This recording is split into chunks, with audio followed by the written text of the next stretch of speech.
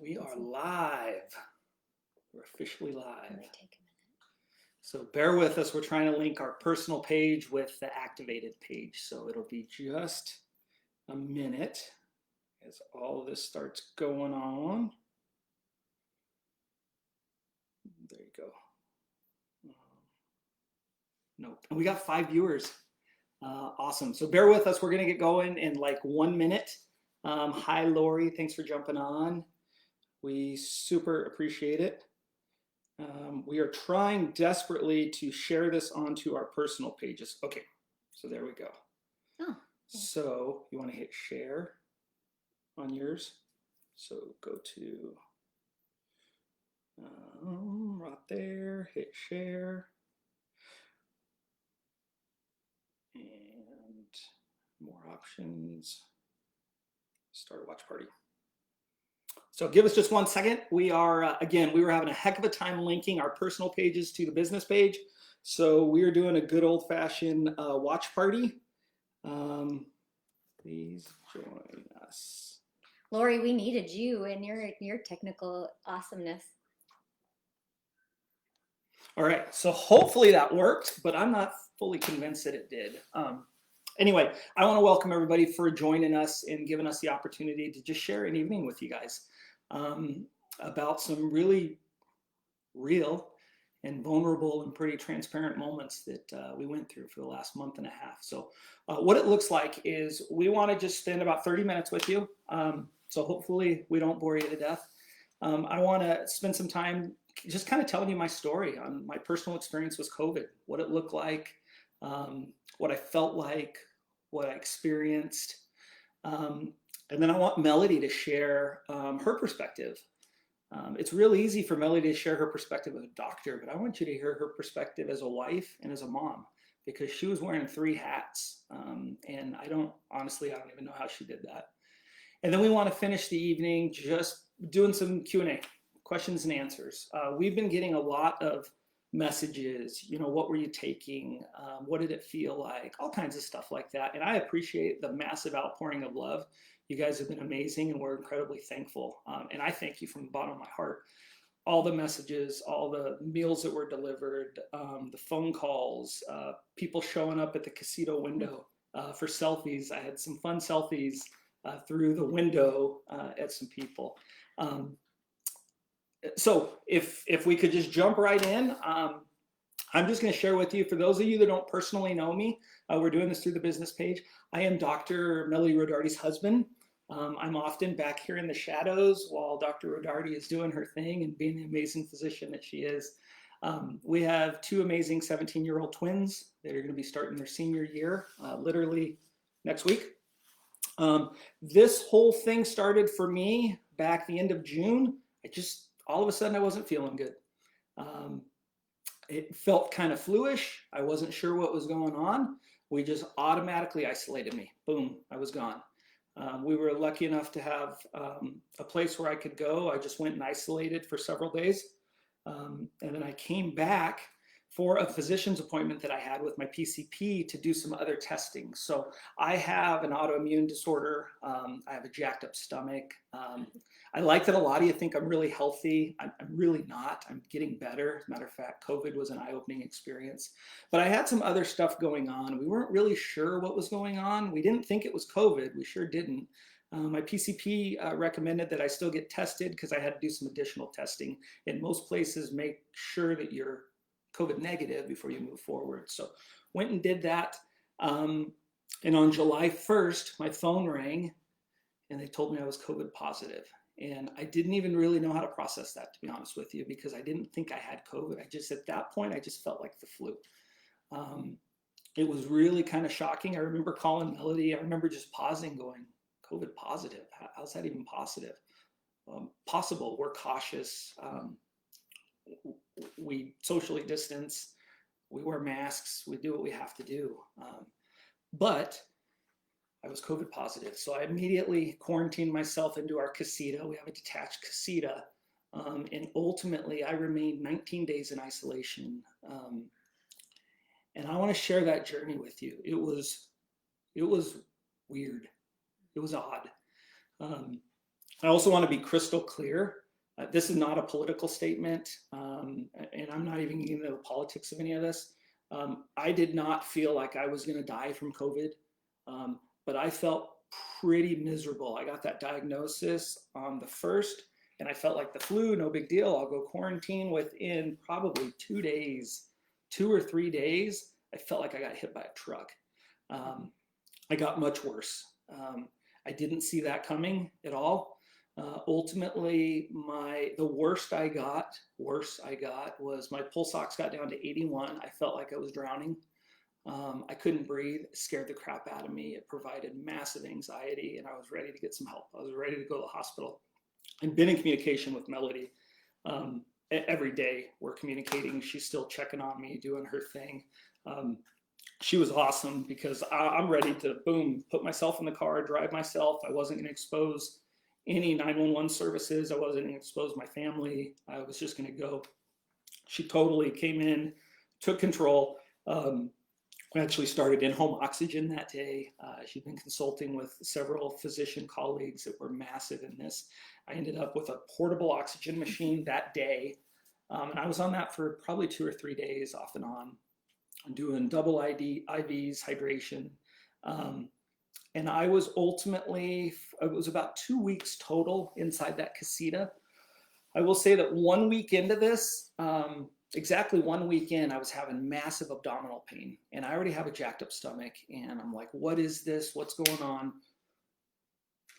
It progressively got worse. Talk about being honest and vulnerable. I avoided going to the hospital all day. An ER is not where you want to be right now. Unless your life is in danger, you don't want to be in an ER, so we had avoided it. That afternoon, I finally called Melody. I couldn't stand up. I just was crippled over in pain. I ended up in the ER to rule out appendicitis and a couple other things. They did a CAT scan of my stomach. Matter of fact, they found pneumonia in my lungs at that point. Didn't even know I had pneumonia at that point. But I will tell you, my story of that ER was absolutely scary. I went to Gilbert Mercy, and they were top notch. They were awesome. But holy cow, it looked like a scene out of a movie. Everybody's in moon suits. There's no chit chat. There's no small talk. I was already COVID positive at that point, so I was put in a COVID positive wing. My nurse was literally layered up. I could barely hear her yelling through her respirator to talk to me. HIPAA kind of went out the door as I'm doing registration, and I get it. Those people have to remain safe, so they were where they were at. I think the general public doesn't really know about what it means for crisis care, and our state had hit that level, and that was really scary. So whether or not you believe in COVID or any of that stuff, I hope you believe in critical care and the levels that we hit, because that freaked me out. If I could just be honest, I've never seen anything like that. And I was a cop for a long time and did a lot of crazy things. Can I interrupt for a Yeah, minute on that? absolutely. I think what was really scary, I think, I'm going to give him a little break here with this, but first of all, when I came home and saw how he was, because those of you who know him, he has a really high pain threshold, and for him to say, my pain is worse, I need you to come home, kind of freaked me out, I'm going to be honest with you. And then examining him, and for those of you who know, like abdominal symptoms, like, it started at his belly button. I was going to say umbilicus. Limit the Klingon. It's not all doctors on here, babe. And it was traveling, and I couldn't lay him flat. He couldn't stand up straight. So I'm going, he has a surgical abdomen. Like that, to me, my stomach just dropped, because I'm thinking, I'm not going to be able to be with him at all. I'm always the advocate, whether I'm for my family, my friends. It just destroyed me that I was going to have to take him and drop him off. And that's what I literally did, you guys. That was like, I think the hardest thing that we've ever done is like I had to write out everything for him, like on a piece of paper, his past medical history, the date, like everything, just like almost what is called an HMP, history and physical, so that, because I knew that it's hard when you show up, like nobody's there to give him all the information. I want him to have the best care. And I didn't know if I would get a phone call. So, and I actually called my girlfriends, and I'm like, who has beds? because I wanted to know if he went to surgery and needed an ICU bed. I wanted to know where he would have the best shot of getting the care that he needed. And that really. So we started this at Chandler Regional. We actually drove to that hospital and the pain had subsided. We stood outside in the car for 15 minutes. It didn't come back. I'm like, take me home. I don't want to go into the hospital. So we went home, it hit again. We ended up at Gilbert Mercy, I think is still the name of it. Long story short, they were thinking it's probably ulcers. I was taking some high dose steroids for my breathing for the COVID early on. I ultimately ended up needing a colonoscopy. They referred me to GI, and I was able to get that done last week. I had to get a negative COVID test to be able to get that procedure done, and they found evidence of the ulcers that had healed up, but I had no idea an ulcer could create that much pain, incredibly sharp pain, but that's not what tonight's about. I'm just trying to relay to you that I did actually end up in the ER, not for the COVID, but I saw what that looked like, and it was crazy. The biggest takeaway for me was the isolation. The isolation was rough, and we're blessed. I have an amazing home, I have an amazing family, I have an amazing support system, but when you're just holed up in there and you have no outlet, I mean, I wasn't leaving. At that point, I wasn't leaving at all. I mean, I wasn't even going outside to walk around in our courtyard. I did later on with N95s and things like that. But for the get-go, the first week or so, I wasn't even leaving that casita. 24/7, there's only so much Netflix you can watch. But I did see some great documentaries. But you have a lot of time to think about that. And, what does it mean? I don't know what it means for COVID for long term. I really don't know. There's a lot of question marks on everything that's going on, but that can be pretty dangerous too. So I would encourage you, if you do have friends that are isolating, especially if they're positive, reach out. I had an amazing support system. I had some really good friends. My buddy Jeff, Dr. Jeff, was just on top of it every day, texting his family too, just reaching out. I had a lot of prayer support. It was a welcome relief, because I think honestly, if I didn't have that, I don't know, it would have sucked even more. My kids were great. They were delivering food. We were leaving food outside. I was just so scared of giving this to my children, because I don't know anything about it, but I wanted the buck to stop with me. I sure didn't want them to get it. And we definitely didn't want the good doctor to have it. So it was a weird place of isolation, just kind of thinking about it. Yesterday was 6 weeks. I've been negative now for 2 or 3 weeks. 2 weeks. 2 weeks. I've been living in the house. Every single day I'm getting better. I'm feeling better. I am going to start exercising this week. I lost, I don't know, 12 to 13 pounds. Yeah, 12 to 13 pounds or so. I was 11 pounds under. I don't know. I think probably about 15 pounds when it was all said and done, because I came out of isolation and ate like I've never seen food before for a couple days. Actually, probably 15, because then you had eaten a few days and then we weighed you for the. Yeah. Enough that I know that I'm in 34s now that are actually big on me. Down 2 inches. Yeah. So, and growing, it was really it was a horrible experience, but it was wonderful for weight loss. But it gave me the opportunity. Stop doing that. Yeah, it gave me the opportunity to really rethink my health. And I'm in my mid 40s. I didn't think COVID would really mess with me. What I found out with COVID is if you have any issues going on, and for me, there was an autoimmune and ulcerative colitis, and that's where COVID sets up camp, and it makes your life miserable. So it started off as the flu. It turned into the flu with steroids, and there were a couple sideways moments, especially when breathing dropped. That was pretty scary, but thankfully I came out of it. Thankfully, I'm doing great. Thankfully, every single day I'm getting better, and I've talked a long time, so I want to give you. I think what they want to know though too is, did you lose your taste and your smell? Yeah, so I never lost. Thank you. That's why you're the doctor. No, that's why I'm your wife. So I never lost smell. To this day, I still don't fully have taste back in my mouth, and that's 6 weeks.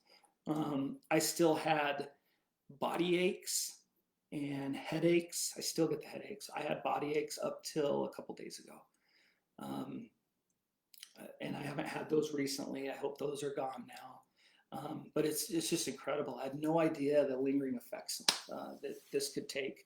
and what that would look like. So it's allowed us opportunity to talk with our kids because it's tough. I mean, our kids are still active, they're involved, but we're just cautious. But I still want my kids to be kids. We've had a lot of questions about school. I believe that the best learning process is in classroom, physically in the classroom when it's safe to do so. So I'd like to get to that point. We're starting off online, everybody is next week, but we'd like to get to that. I had a lot of questions come up about diet, things like that. I'm going to let Melody talk about what I was taking, but I will tell you I've since went gluten-free since then, just because of the stomach issues and everything. And just the gluten-free for 2 weeks has been pretty phenomenal. My energy, I do not have full energy back yet, which blows my mind because it's been 6 weeks, but I have a lot more energy back now, thankfully. When I was going through this, I would get winded literally walking to the restroom. I would start when I was getting out, early morning, I'd walk around our pool, 2 laps around our pool, and I'm out of breath, and it was crazy. So I'm at the point now where I can walk all the way around our block and our neighborhood, and I will start running this week. So I'm super excited about that. I've been flapping my gums a lot. Sorry. Good doctor, you're up. Well, I think it's important, and we really wanted Tony to tell his story because you know, we in medicine can talk till we're blue in the face, and unfortunately, a lot of us are not talking anymore because we're just frustrated. And we're not going to go down the political side, but we're frustrated because we see that this is real. We see what's gone on, and I think when people find out that my husband was affected, they're just like, oh my gosh, what were his symptoms? How did you treat him? What did you do? And I thought that was really important for you guys to get to hear from him how he felt like.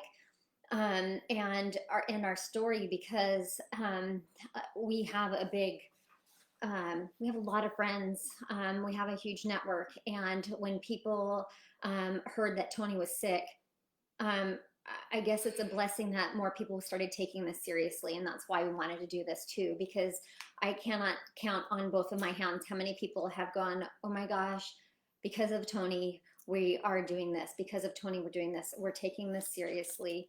And so my passion was for us to give you some tools that you can then help other people out yourself. When we found out that Tony was positive, I already had us kind of on prophylaxis. So those of you who want, I can put it in the comment section. I posted it in our page before. There's a protocol that's for prophylaxis, which means kind of prevention. Then there's a section that's called the treatment, and then then the rest is if you get admitted, the hospital takes over there. And so we had gone from kind of prophylaxis in our family, where Tony moved into treatment for sure. But with the kids and I kind of upped some things. So I told them, we already are a household that didn't have a lot of processed foods and sugars and things like that. But I was like, absolutely none right now, because we know that what sugar does is it causes inflammation, reduces your immune system. And it's great because my kids really were just like, we're going to do whatever you tell us to do, Mom, right now. Like, that was the beautiful part. So we were making specific things for Tony and his immune system as well. And then we went up on things like I had never taken really melatonin in my life. I sleep great, but we were learning that it's really great as an anti-inflammatory. So, the biggest question is, what did I have Tony on? What did I have us on? The basics of like vitamin C, vitamin D, zinc, melatonin, those were the basics. Probiotics, omegas, those were really good for cell health and immune system. Some of you guys have heard me talk about NRF2 activation too. We have those on. Tony, and the family were on a base. We took it up a notch, and then Tony was like max therapy. Plus, I want to hand it to so many of my colleagues, because I literally had people pouring into it, not only my colleagues, but my brother, who's an intensivist. So that's where, you guys have heard me with some of my my other Facebook lives. I have an ear to someone that's exactly what's happening in ICUs. And so we have taken that seriously, and that's what we did. We just really went up. And when people say, what were Tony's risk factors? And, I would say, we kind of talk about his nutrition, but it is his autoimmune made him more at risk, and he was vitamin D deficient. And you guys, you can do your own research, and you can put, is vitamin D deficiency a risk factor? And I believe his deficiency, because we hadn't started treating it completely yet or been aggressive with it. We had just found it out with just getting his starting to get his health together. So I would encourage you at this point, because I know we're putting this on my business page, is we talk about these things. What are things that we can do to become a host that the virus doesn't want to be a part of, that the virus can't infect, because we don't have a decreased or a hurt immune system. So nutrition is so key. What you do on a daily basis can set you up for success or for failure. And so, hydration, sleeping, those are so important. When you sleep, your body's repairing. So you got to have good sleep and not overexert yourself. So I think those were really the things that we've been talking about the most, and what people are reaching out is, what are you and the kids doing, and what did you do with Tony? Yes, we had to put him on steroids, and I'm still taking and he's most still of all of that. unfortunately, he's like 20 things in the morning, 5 things Yeah, in the afternoon, the only thing I'm 20 missing things is at a night. cane. He was on famotidine. Another risk factor that came out in the last 2 weeks was being on a proton pump inhibitor. So we had changed that to an H2 blocker. Proton pump inhibitors are like Protonix and Nexium, Dexilant, Prilosec. That's a lot of clean. I know, but people are going to, if they hear that word, they're going to be like, oh yeah, okay, I got to have a conversation with my doctor, right? Yeah. It's all about having a conversation with your healthcare pro. Let's do this because I want to be respectful of your time. So we've got about 10 minutes left. There's a lot of comments. Can we share this live? Absolutely. Share. Our goal is to share this with you. We're not trying to scare anybody. We're not trying to do anything like that. This isn't a guilt trip to get you to do anything. I'll be honest with you. We do our things. You do your thing. And that's just what we wanted to share. But if you have specific questions, please send those in. If you're on the activated page, it's probably easiest because that monitor is bigger. Although I got glasses, I think I can read them. But please send some questions in and let us know if there are things that we could talk about. I will tell you this too, that non-medical, so close your ears. I question all these numbers, everything that's coming out. I don't know what to believe. I just don't know. It scares me when the amount of money that's being spent on everything that's going on, and these numbers that are going through the roof. I just feel like everything's changing. Originally we thought COVID was going to die out in the summer, and clearly the heat did not do anything out here. And as a lay person, it was really frustrating and really difficult for me because I didn't know what to believe. And so what I've chosen to do is just avoid the media, avoid the news as much as possible. I stick with information from physicians and scientists when we're in a global pandemic.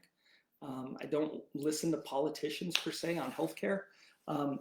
Full disclosure too, I will be one of the first ones to have concerns about government overreach and stuff like that. I do want to be aware of that. But I'm going to listen to what the doctors have to say on this. We do have. Yeah. So, Lori, the oxygen, did it give you some relief? Yes, I'm going to say, as far as I'm concerned, it was so great to see him having complete sentences again. Yeah. And seeing his oxygen go from the 80s into the 90s and then upper 90s. Like, we did breathing. He downloaded a breathing app so that he could remember, like, every hour on the hour to take deep breaths and help his diaphragm pull it down, because we found out that he did have pneumonia on the CT scan. So those of you, and unfortunately because of his tummy, he couldn't have tummy time. So with COVID, you hear about proning, which is kind of laying on your tummy, which made it hard, and you could see his oxygen level dropping. So he did more of on his side or just sleeping, sitting up, and we would definitely use the oxygen at night, because that's when he would start to desaturate more, as it was at night. And those of you, things do get worse at night. I hated the night times, and I left my ringer on because with COVID, it gets worse. And I've been telling my patients, nighttime sucks. have someone that you can talk to, because it's not something that you sleep easy with. So I would tell people, sleep during the day, be up at night if you need to, because of the symptoms would get worse at night. Do you want to add anything to that? So no, but I'm gonna tackle those two questions. So one, where do you think you got it from? And the other one I'm gonna do is when you say the flu, did it include a fever? So I'll start with the flu. Achy, low grade fever. At one point, I didn't even get that high of a fever. It's probably It was one. 99. Yeah, 99, 100. But the shaking and the body sweats and the chills, I could not stop shaking. Um, it was weird. I've never experienced that. And the fever never got crazy high. It hit 100, I think was the highest that it hit, but it wasn't anything too crazy, but I couldn't control what was going on with my body. At that point, I'm like, this isn't quite the flu. For me, it's a little different. We had another question come in on, do you know where, yeah, I'll let you tackle that. Oh, Do you know where you contracted it? I don't know. I will tell you this, just being open and honest, I was at one gathering that was way too many people, and I probably shouldn't have been there. Not socially distancing, it just wasn't physically possible. There was a lot of people there. Not saying I got it from there. I'm just saying I don't know where I got it from. but we also talk about some, oh, go ahead. I also have had concerns about food, takeout food, drive-through food. I'm not doing that now. I'm not doing any of that now. But I was going through a drive-through and I'm not wearing a mask when I'm in the car by myself, but I'm face to face with the cashier who's usually wearing a mask under their chin. So again, I'm not saying I got it from there, but those are the two events that are the highest probability. Yeah. Melanie you asked about the Nexium. So if I were taking people off of the proton pump inhibitors, we're putting them on H2 blockers. So if you look at prophylaxis and treatment, they list famotidine, which is Pepcid, the generic for Pepcid, and you can go up on the dose. So Tony was on it and went on an even higher dose, and I've been pretty successful with putting that on with patients too. So it's the generic that you can get without a prescription is called is the Pepcid that's over the counter, and then you can get prescription strength if we need to. That was that one. Another question that just came up, and I apologize, I probably should have been saying the names. Lori had a great question. That was from Melanie. Jackie was asking, how do we think we got it? It looks like Danielle. Has there been any conversation about this returning? So yeah, there's been conversation. So I am producing antibodies. When I got my negative test, I got another antibody test. So the very first time when I got tested, I did antibody also, it was negative. But it was too new. The COVID was too new. I wasn't creating antibodies. The PCR test, I think is what they call it, that was positive. When I went back 2 weeks later, and even that was quick, because at that point I had only had it 3 weeks and it can last up to a month or 45 days. But the next time I went, I did get another antibody and I was producing antibodies. So I know that I am producing antibodies, and then my test was negative. From what I understand on the antibodies, as long as I'm producing antibodies, the likelihood of me getting this again is pretty minimal, as best we know right now. However, my brother-in-law, who's a lung doc in California, has shared some stuff going on out of China, and there are people that are no longer producing the antibodies and actually getting COVID again. So I'm still being cautious. I still wear a mask where I go. I'm still washing my hands. Well, the weird thing is, for those of you that worked with me previously, I'm total germaphobe. So, yeah. Side note. Yeah. Go ahead. So there's new stuff coming out too. So we know that we want you to mount antibodies. Antibodies are good. Antibodies are your B cell. Okay. So we think over time they can start to decrease, and we are seeing that. There's a couple of centers that are following this and following people's antibodies and seeing how they're decreasing. What we're hoping is that we can mount a T cell response, and that's kind of your memory side of things too. So we don't know yet. This is a novel virus. This is why sometimes, you can get sick with, a cold every year and stuff. Things kind of mutate and everything. And so we're not really sure when we think that people are getting sick again, we're feeling like they're continuing just to shed virus. this is something that where people like out of New York and stuff, they're having symptoms for over 30 days, 60 days. And so we're thinking that it's still continuing where the body is shedding virus and just healing. And so we don't, the question to, can you get COVID again? I don't think we really know the complete answer to that yet. But what we're hoping for, and those people like, I'm hoping that I can mount like my T cells were able to go, hey, I saw that and you've been well prepared. You're not going to get infected. So that's a whole different topic that we can go into depth. But if you kind of look at the research now, it's coming out a lot right now and going on there. And Sorry, yes, and I'm not texting. I'm looking at yeah, comments from the watch party. So if there are questions that coming in through the cell phones, and I make see sure we this one jump really on fast. those. Okay. Ryan, yes, I do have this on quercetin. That I love that you talked about that because I don't have it all written down right now for me to remember right now. But yeah, we're all on quercetin, and so great. I'm glad that you are on it. And some people ask me about some of the other medications. We can have private conversations. I'm not going to get political, but yes, people have used azithromycin. They've used, which is a great anti-inflammatory. You're not using it as an antibacterial in this. We've used ivermectin, which is usually, for parasite type diseases. Yes, you can use hydroxychloroquine. We're not going to go in any of those. Those are where you have to have a discussion with your doctor and see what's right to go, because these are medications that you should be pre-screened before you go on some of these. We have taken the anti-malaria medication before going and doing a medical mission trip in Haiti, and both of us had some issues. So you have to know what you're going on. So, but I don't want to get into the politics of that part. I'm going to answer that. I've had a couple people ask me, what are those two medications? One's with an R. Risdimavir. No, you have to be in Risdimavir. the ICU for that. Yeah, so I didn't take that. You have to be in the ICU. And what was the other one? Hydrochloroquine. That's what I just answered. So they're both, oh, okay. So wasn't taking any of those, but I did get that question a lot. And why were you not taking that? Came a lot too. I've actually had some really odd questions that have come in, and I've had a handful that I just chose not to answer. Yeah, and then I love this, like Anne Marie had talked about, is sleep apnea a risk factor? So I think it goes into the, my short answer is yes, because usually sleep apnea comes along with an inflammation, especially if it's not treated. It comes in with being overweight most of the time. It doesn't, you can have skinny person have sleep apnea, but there's an issue with not being able to sleep. You're having low oxygenation. And the funny thing is Tony was getting ready to go do a sleep study right before this hit him. So we were worried about him having sleep apnea. So yes, it can be. And and I'm going to be straightforward. I love that my patients, I do obesity medicine, have been so nervous and wanting to know how to protect themselves, because you guys have seen that in the news and in the media, is being overweight is a risk factor, and that's because of the inflammatory state that it's in. Most people. Okay, I'm going to stop you. So we were trying to go 30 minutes. We're going to go a little bit longer. It's 33 right now.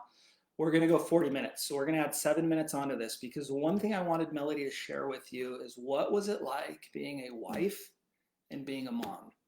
And all you've heard the good doctor talk about is being a doctor. And she's phenomenal at it. I know how to do that.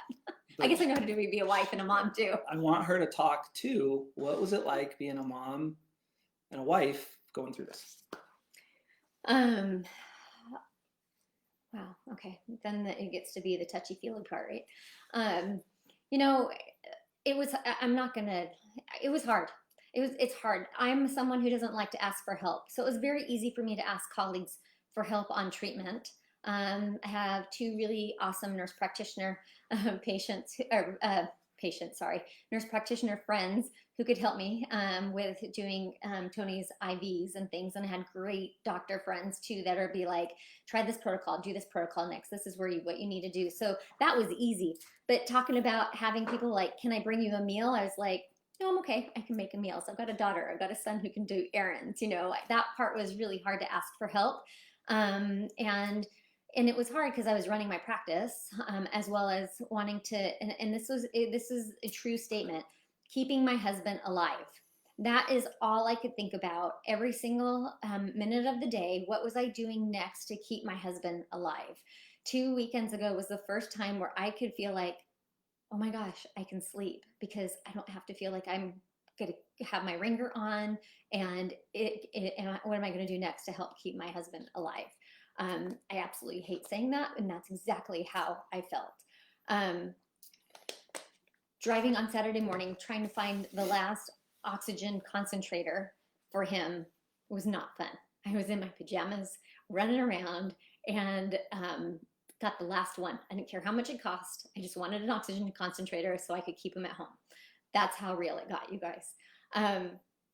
But daily conversations with my kids on what this looked like, what we do, what we're going to do to help with dad, because they wanted to be with him. And I was the designated person to always go in, and I could suit up and take things in. A lot of times they would just leave things at the door, text him, they're there. He would come out and get them and then go back in. And so they were awesome. We had lots of conversations walking. It didn't matter how hot it got outside. We would go for a walk. The first week was horrible. I had to avoid some neighbors. I felt so bad, but I'm like, I didn't know how to tell them, like, we're waiting for our test. My husband has COVID. Like, how do you have a quick conversation? We should probably clarify that. So the night on July 1, when they called and told me I was positive, I sent Melody and the kids to go get tested. We just had to at that point. And so it was an uncomfortable several days until we got their negative. Thank God they were negative, but I was super stressed at that point. But yeah, it was awkward because we were just avoiding all contact, and we just pretty much had to. Luckily, she was seeing patients through telemedicine, so that was a non-issue. I also wanted to point out that COVID, we see COVID in like our professional athletes, like they get hit with COVID and it's like, I was sick for a few days and they're back with their team. They got to quarantine their times, but the healthier you are, the better off you are. And I heard Melody all the time talking about, I want to create a body the virus doesn't want. I want to be a body that the virus doesn't want to be a host in. I need to create a body that COVID is going to run from. And in hindsight, I didn't do that. That wasn't my way of thinking. That wasn't the lifestyle I was living. And when I got hit with this evil, mean virus, it set up camp because it could. It was a good environment for the virus. Whereas Melody works out every day, eats like a champ. Even my kids are phenomenal at how they work out and eat. I was the lost sheep of the family, and the virus didn't want them. It didn't want them. I believe that they were probably exposed to it at some point. I believe we were probably all exposed together, but this guy ended up with it, and they didn't. And so I had a lot of time to think about that too. So I'm telling you, Facebook Live, hold me accountable. It's my coming out of I got to get healthy. I mean, and this is a good start. I've lost a good chunk of weight right now. I'm doing gluten-free. My goal is to stay on it. So I'm asking you as a friend, hold me accountable. I want to wind down now. We got a couple minutes, and I just want to spend a couple minutes just in a moment of gratitude. I genuinely appreciate our support circle. I cannot tell you how many people were praying for us. And I don't share my faith with any of you, really. If you're my personal friends, you know about my faith. If we're just Facebook friends, you probably don't know about my faith. But I do believe in the power of prayer. I physically felt it only 2 times in my life. One was on a medical mission in Haiti.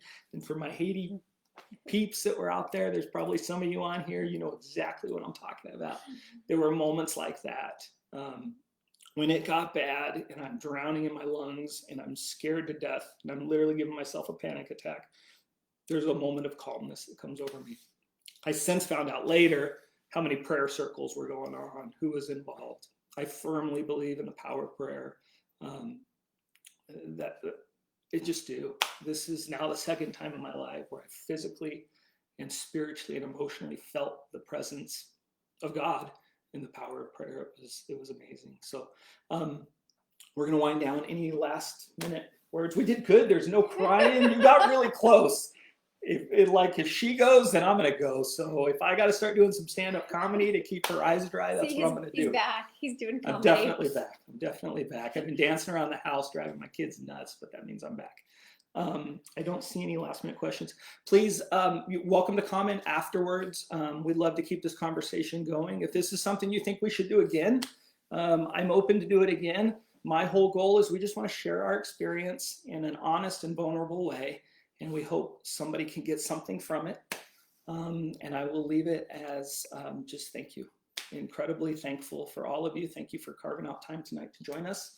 The last word is yours. Just know that despite everything going on in this world, it is real. Just please watch yourself, take care of yourself, and just listen to your body.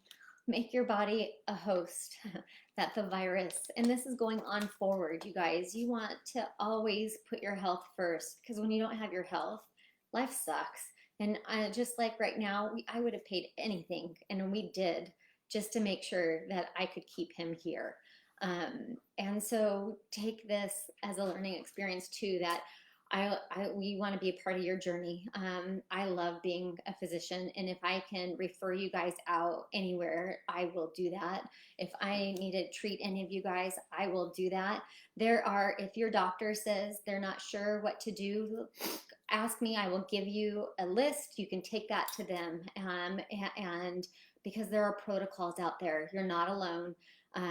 But thank you for letting us share tonight, because we love helping people. We really do. Tony 1, COVID 0. Yay. Thank you guys. Love you.